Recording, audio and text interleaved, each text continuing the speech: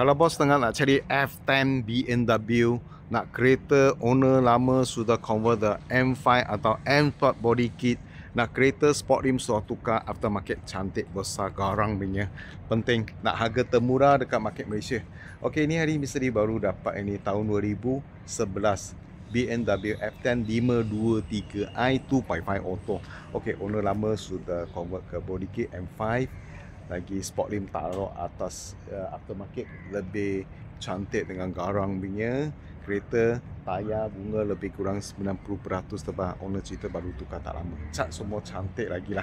Okey, engine, gearbox, suspension tip top. Tak ada accident, tak ada banjir Okey, ini hari juga nak jual harga murah-murah saja. Semua barang sekali biji 25,800 saja. Okey, sekarang misteri review ini kereta. Kasih bos tengok. Selamat petang bos. Tadi baru dapat trade-in daripada owner lama.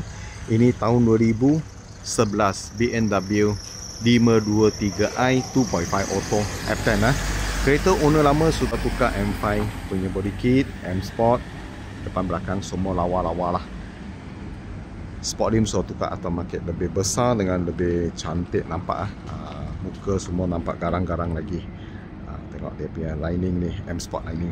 Okey, body engine, gearbox, suspension tak ada masalah, tak ada pernah accident, tak pernah inilah panggil banjir Cat masih okey, cantik lagi tak ada kemek-kemek, cara-cara tu kurang lah, tak ada, tak nampak lagi Okey, kereta memang cun cantik, bawa sedap lagi. Engine, gearbox, suspension tip top lah. Suspension tak ada bunyi punya, jalan memang senyap boleh kata senyap. Dalam interior pun lawa, aircon sejuk-sejuk lagi. Lampu kiri kanan depan belakang boleh kata elok-elok, lawa-lawa lah. Bos ambil balik tak payah buat apa, pakai saja. Nampak? Memang sporty Memang sporty Kalau ada bos suka F10, nak harga murah-murah, sudah body kit sudah ada. Lepas tu sport rim pun sudah tukar aftermarket, tayar bunga banyak tebal.